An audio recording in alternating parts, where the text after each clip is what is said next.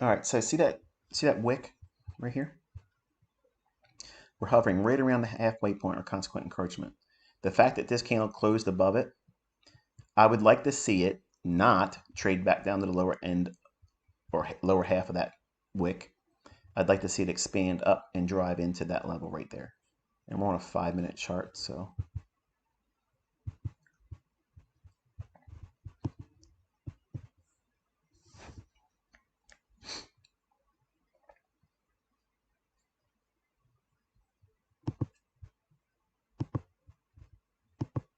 okay, see how we're hovering around that? This candle closed above it. When I see that and I have an objective or a draw on liquidity that's likely to be a reason for the market to want to draw up to, and this is reversed too for when I'm bearish, and there's a big candle like this. When I see that, and then the very next candle I'm watching, whatever the time frame is, it's all um, respective to whatever time frame you're watching. So it's not limited just to a 5-minute chart. It's universal.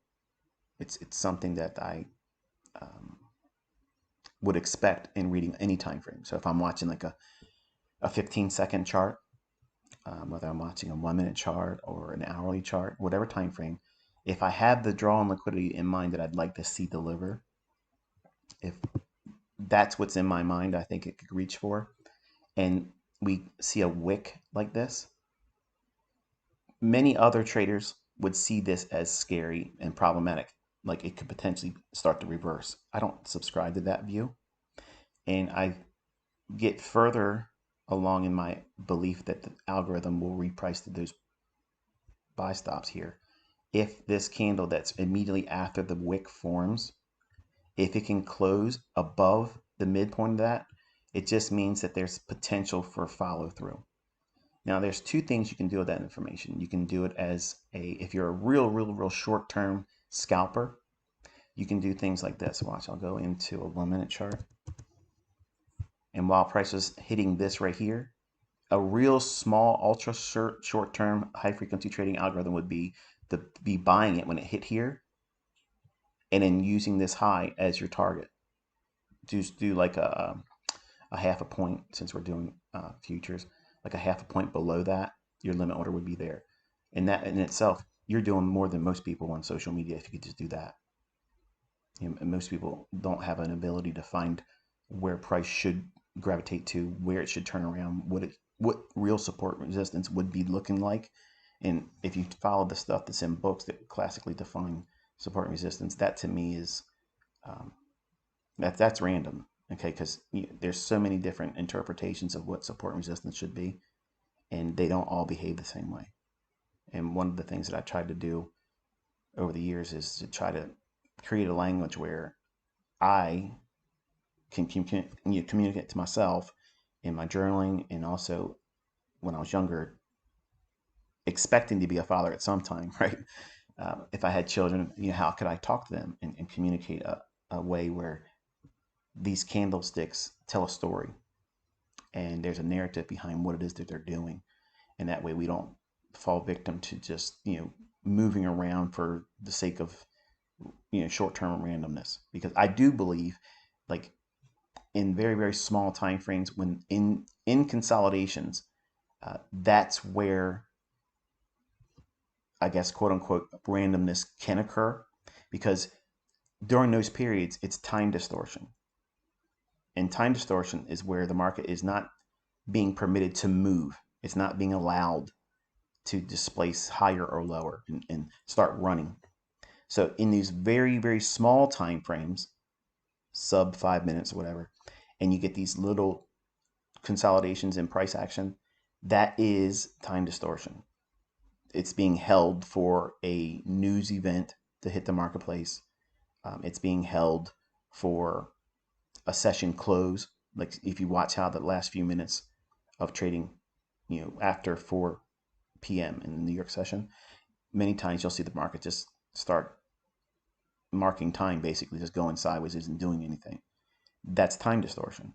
The algorithm is not operating anymore. It's just they set a range high and they set a range low, and they just let it meander back and forth. It's not seeking liquidity there. It's not going after anybody's stops. Buying and selling pressure has no influence over it. It's just simply limiting its range in delivery.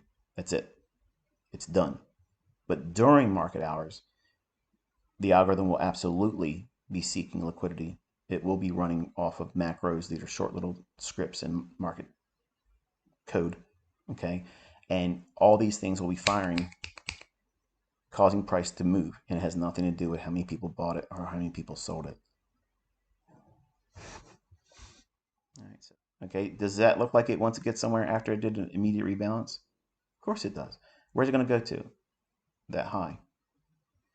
We can anticipate an entry here, a pyramid entry here, or if you missed this run, as I outlined live, that it's consolidating around that consequent encroachment of the higher time frame candlestick wick. That's what I was measuring on that. And came down, hit it, rallied up just to take out the high. It did so here. No inefficiencies at all. And I want to see, personally, I want to see price stay above consequent encroachment. That'll tell me this is where we're going to run for at the 930. If we break down below it, then it's probably going to need to trade into this area here, which is of no consequence to me because I could care less. But like say I was trading this morning and I wanted to trade the New York opening bell at 9:30 to 10 o'clock and I wanted to do something, okay? Or I wanted to tape read, okay? Or I wanted to do a demo account execution for practice and I don't want to take real risk. Or I just want to sit down. My youngest son's not with me this morning, but if I wanted to sit with him and practice executions and or reading the tape with him, I would use the information I'm showing you here. For 930, for this run up here, the higher probability trade setup would be for price to stay, and it can do what it just did there. It can wick down below that, but just I don't want to see the close of that candle. See where it stopped? See that? See how it stopped right there? That's good. I like that. But if it traded down and closed below that, then this is a factor that needs to be revisited. But that right there, that close, and look at the reaction right there. That little response right there, that's an algorithm that's doing that. That's not buyers and sellers, okay? That's these things I'm talking about. That is a signature in price. And when you know where you're supposed to be expecting them to form, when to anticipate their delivery, what they should be performing, what should they offer in terms of support or resistance, should it incite the algorithm to start repricing to a specific direction or a specific price level, and these PD arrays in the right narrative, so that way when you understand what price is likely to do, it'll tell you how fast it should deliver. Like, should it be a slow meandering delivery where it just keeps on creeping, or does it go like, well, runs real quick and takes off? That part, like, I can't write a book that's going to be able to clearly show you that. Like, you have to see it live. You have to see examples of it. And when I do executions, even when it was in demo, the purposes were for you to go back and study and see where those things are that repeat that I teach, and how is that used in price for that particular trade? What elements of the things that I teach in price action were in that trade setup that I took? And for a long time, people were complaining about how it's demo, demo, demo. It only works in demo, apparently. And then I started trading with a real account, and then there's crickets. So you're never going to be able to satisfy everybody. So I like the idea that this candlestick came down just about half of that candlestick. That would be mean threshold because we're talking about a body. So it's not an inefficiency. In a perfect world, it should run higher right from here. If it were, say, it was a Thursday, not Friday, I would already be net long, and my limit order would be just below here, and I would have a best case scenario up into this up here. That's how I would handle that. But it's Friday. I'm not trading it. I'm not live. You're not going to have here's a dose. I was secretly doing my trade. I'm not doing that here. I'm just telling you how to read, how to practice it, and use the day without taking on risk. The best case scenario would be to stay above in this range here prior to 9:30. And if it does that, then I would like to see price run this area here at 9:30 or just after 9:30 going into 10 o'clock.